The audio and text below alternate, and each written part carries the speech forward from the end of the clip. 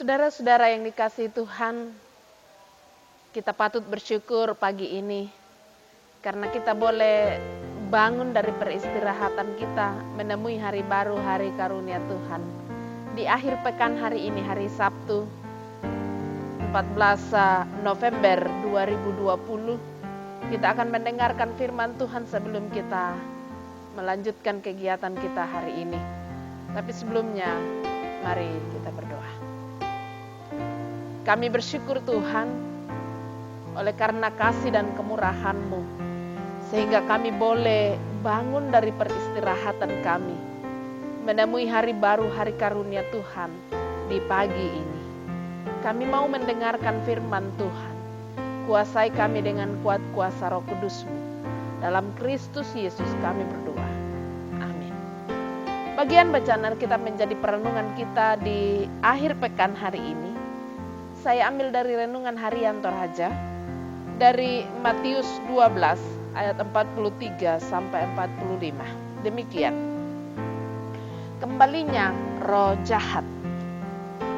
Apabila roh jahat keluar dari manusia, ia pun mengembara ke tempat-tempat yang tandus mencari perhentian, tetapi ia tidak mendapatkannya. Lalu ia berkata, aku akan kembali ke rumah yang telah kutinggalkan itu. Maka pergilah ia dan mendapati rumah itu kosong, bersih, tersapu dan rapi teratur. Lalu ia keluar dan mengajak 7 roh lain yang lebih jahat daripadanya. Dan mereka masuk dan berdiam di situ. Maka akhirnya keadaan orang itu lebih buruk daripada keadaannya semula. Demikian juga akan berlaku atas angkatan yang jahat ini. Amin. Saudara-saudara yang dikasihi Tuhan, dari pembacaan kita ini oleh Gereja Toraja memberi tema roh jahat selalu menggunakan kesempatan. Roh jahat selalu menggunakan kesempatan. Pernah melihat orang selalu pingsan, padahal ia tidak sakit, ia tidak apa-apa, lalu tiba-tiba pingsan. Kemudian dia sampai ronta-ronta. Mengapa demikian, saudara-saudara? Ada banyak orang mengatakan bahwa karena pikirannya kosong, lalu menghayal dengan banyak hal, lalu dia tidak mampu mengendalikan emosi yang ada pada dirinya. Pernah juga mendengar cerita orang tentang rumah kosong? Kata orang sih banyak. Kalau rumah kosong itu banyak penghuni yang tidak kelihatan. Entah itu benar atau tidak. Tapi yang jelas saudara-saudara, ketika rumah kosong itu tidak baik. Dan ketika pikiran kita kosong, itu juga tidak baik. Akan banyak hal yang dapat mengganggu kita ketika pikiran kita kosong atau rumah kita kosong. Bacaan dalam Mazmur 12 ayat 43 sampai 45 dengan perikop kembalinya roh jahat. Ini adalah perkataan Yesus dalam bentuk perumpamaan. Tuhan Yesus bermaksud memperingatkan orang Farisi dan ahli-ahli Taurat atau bangsa Yahudi secara umum.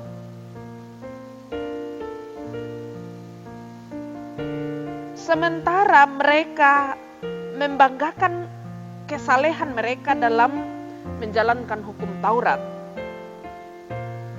dan tradisi nenek moyang mereka untuk mendapat berkat keselamatan dari Allah.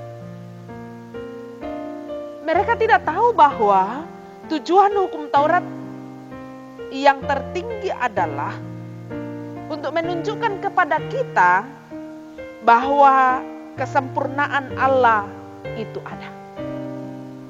Saya sering katakan bahwa hukum Taurat itu seperti cermin, memperlihatkan kepada kita mana yang baik pada diri kita mana yang tidak baik pada diri kita.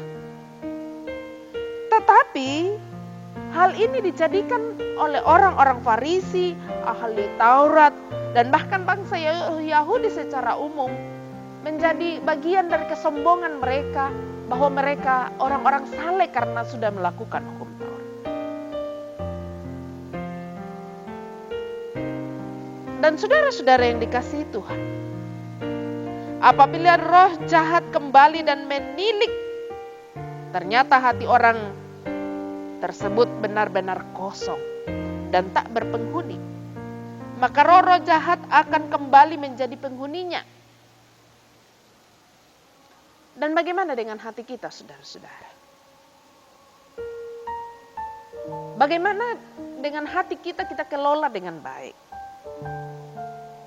Bagaimana kehadiran roh Allah yang dapat membentengi diri kita? Karena saudara-saudara, roh jahat itu bisa saja kita kalahkan.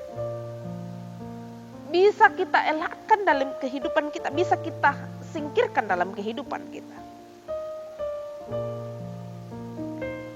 Roh jahat memang dapat menyerang siapapun dia. Tetapi Allah tidak akan dapat dihalangi oleh siapapun juga. Itu berarti Allah lebih berkuasa dari roh jahat. Untuk itu saudara-saudara jangan memberi kesempatan kepada roh jahat menghuni hati saudara, menghuni kehidupan saudara. Percaya bahwa ketika kita beriman sepenuhnya kepada Tuhan, Tuhan tidak dapat dibentengi oleh apapun karena Dia Maha Kuasa. Ia mampu menghalangi segala rintangan-rintangan yang kita hadapi. Tugas kita adalah percayakan diri kita kepadanya. Kejahatan itu saudara-saudara bisa saja merongrong kehidupan kita. Tetapi Tuhan tidak akan membiarkan kita terjerumus.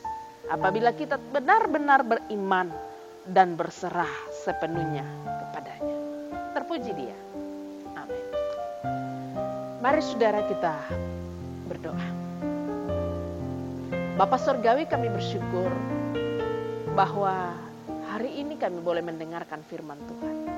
Kiranya firman Tuhan ini boleh menjadi kekuatan bagi kami, mengambil bagian dalam hidup kami.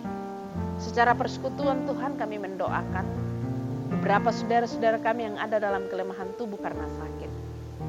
Anak kekasih kami Juan yang dirawat di Rumah Sakit Hermina. Dan juga saudara kekasih kami Yota Manino yang dirawat di rumah. Saudara kekasih kami Sumbung yang dirawat di rumah. Dan masih beberapa orang tua kami yang sudah lanjut usia. Tuhan berkati semua saudara-saudara kami dalam memperoleh kesembuhan. Juga Tuhan kami bersyukur bersama dengan saudara-saudara kami yang berjumpa dengan ulang tahunnya sepanjang seminggu yang telah berlalu. Karuniakan selalu sukacita bagi mereka Tuhan. Juga seluruh jemaat-Mu Tuhan dimanapun berada saat ini dalam melanjutkan tugas hari ini. Tuhan berkati mereka mengerjakan pekerjaan yang Tuhan sudah embankan baginya. Seluruh keluarga kami pertaruhkan ke dalam tangan kasih Tuhan. Dalam Kristus Yesus kami berdoa. Amin. Saudara telah menikmati firman Tuhan. Dan untuk dinikmati oleh saudara-saudara yang lain, silakan di-share. Jangan lupa di-like dan juga di-subscribe. Tuhan Yesus memberkati saudara. Terima kasih.